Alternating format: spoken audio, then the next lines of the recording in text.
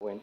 So my book is The Sisters Brothers, and right now this is journal 3 from page 164 to 240. Alright? And this is part 1 of the videos. Alright. I've been noticing that the brothers have been talking about their family, about their parents. For example, why their mother likes sad songs, and the mother doesn't like their the kind of job they are doing. And right now, at page 164, they are talking about their father's death. And Charlie's the one who's telling us about his father's death. While Charlie's telling it as a fluent story, as if it was yesterday, Ellie doesn't recall much, and was kind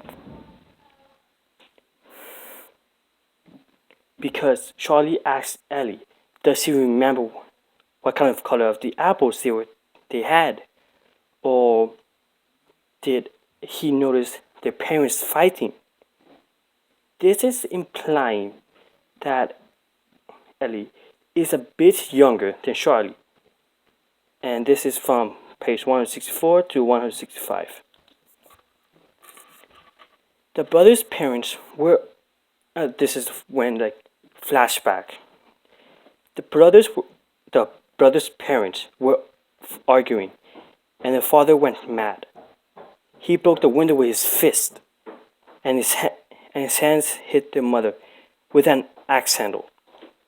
Then Charlie came in with his rifle, and since Charlie had stated that it was the day their father died, I've came to the conclusion that Charlie was the one who killed his father, which is a bit unnatural, relating to the thing that you told us about Shakespeare in time.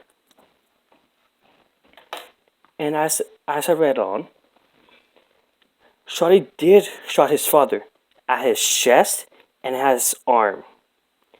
Charlie tells Ellie that what happens afterwards, and I quote, and he lay there spitting on me over and over, and spitting and cursing and hating me. I have never seen hatred like that, never before or since. End quote. Page 166. The brothers' job is to go around and kill people. So obviously they're going to have people who hate them, family members, friends, and the victims themselves. They're going to see hatred in the victims' eyes, hatred towards the brothers for killing them. And yet, Charlie remarked that he never seen hatred like this before, or like ever, and the day afterwards, which is kind of odd for me to hear. But then again, it's a bit unnatural for a son to kill his father. And that was at page 166. Now we're on to the third part of the book, and the book is called Hermit Worm. That is the name of the prospector who the brothers are sent to kill. And judging by the titles of this part of the book, I'm guessing it's going to be focusing around how the brothers are going to find him and kill him, and the journeys of the way in California, in San Francisco to be precise. Charlie's clearly. The brothers has entered San Francisco, and now are in a dock, I believe, because they've been mentioning ships around the water, like how everyone was busy, like there was crowds. Like imagine New York. It was basically like that. Charlie clearly likes his atmosphere. He prefers to stay inside the hotel than outside, and he enjoyed the horrors that Mayfield provided last part of the book. This is evidence from his character that he enjoys being around people. He's a people person, unlike his brother Ellie. And Ellie stated, I quote, Of course, my brothers liked the atmosphere and was not at least a bit uneasy. End quote. Page 172, which shows that Ellie does isn't he really a people person. I was I would say he's been a bit on shy, bit a less bit alpha kind of guy. He would be around people, but he if he doesn't, he then he would just go. Unlike Charlie, who would stay there and like try to be a center attention, be like, "Hey, how's it going? Yeah." And they met, and the brothers met up with a prospector on the way looking for Morris, the guy who informed them about about Herman. And Ellie is talking to his prospector, and they talked about San Francisco and how there was a drunken man who who committed suicide. And then the prospector said it was basically the embodiment of San Francisco, which got me curious. Then I read then down as I ran on, Ellie didn't understand this. And then the prospector said this, I, I quote, "I could not leave here and return to my hometown, but yet would not return as the person I was when I left." End quote. Page 175. Proving that San Francisco can and will change a person. Because with all the gambling, with all the whores, with all the greed because of the gold rush, that would definitely change a person. That would change me. And most likely probably change you too, Miss Cowan. And the brothers went off to the hotel that Morris was staying at, and they went to his room. But like, and they called for a servant, like saying like, "Wait, where is he? Like we were supposed to meet up here." And then she told the brothers that he left with a little bearded man, and I presumed it was Herman. And as I kept reading on, it was confirmed that it was Herman because she described it with a red beard. And as the early chapters told us, that he was a red-headed person.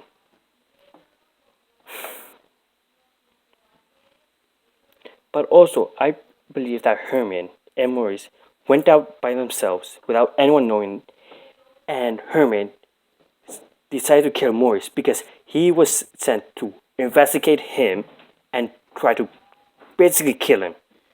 So, like nature law, kill each to be killed or to kill. I would definitely kill that person. It's just me, probably not.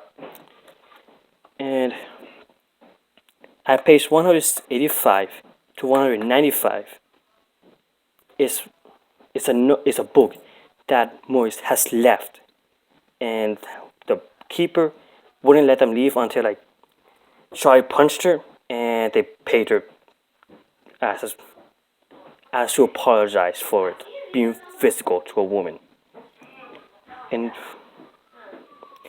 And during page 185 and 195 is the book, like those notes and it's star digit, and it's all bolded.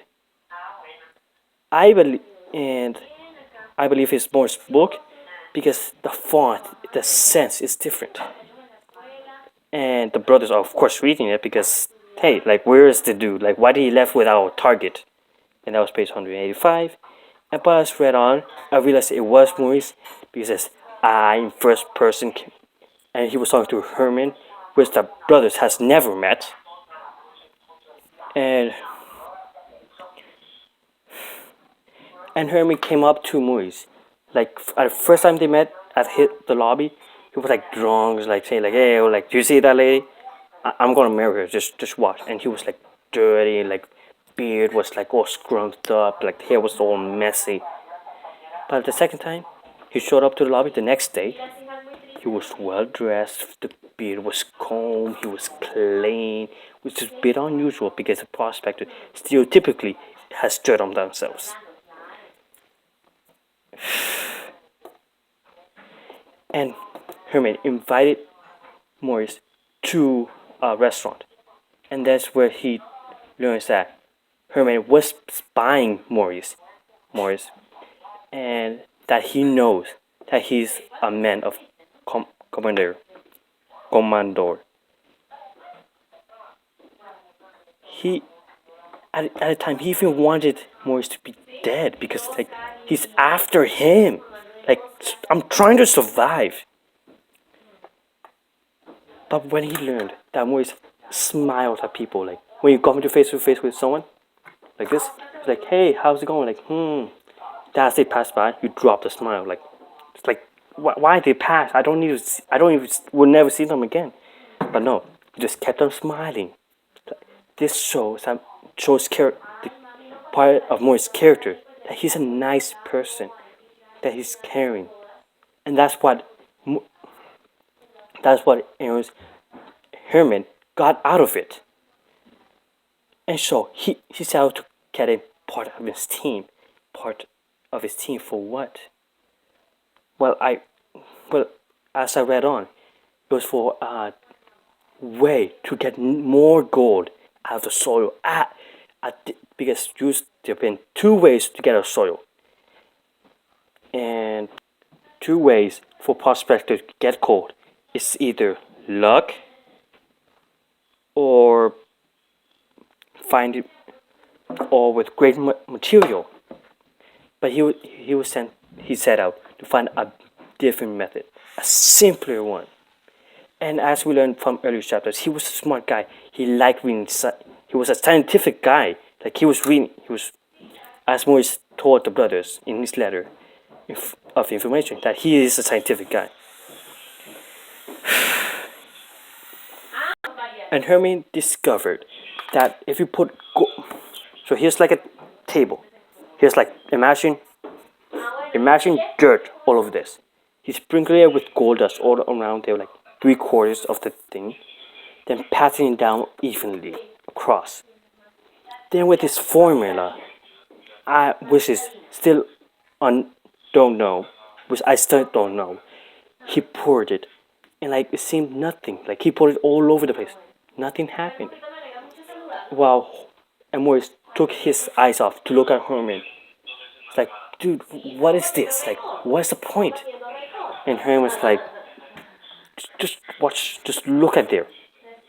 Morris took his eyes off for a moment, probably a minute, probably even 30 seconds.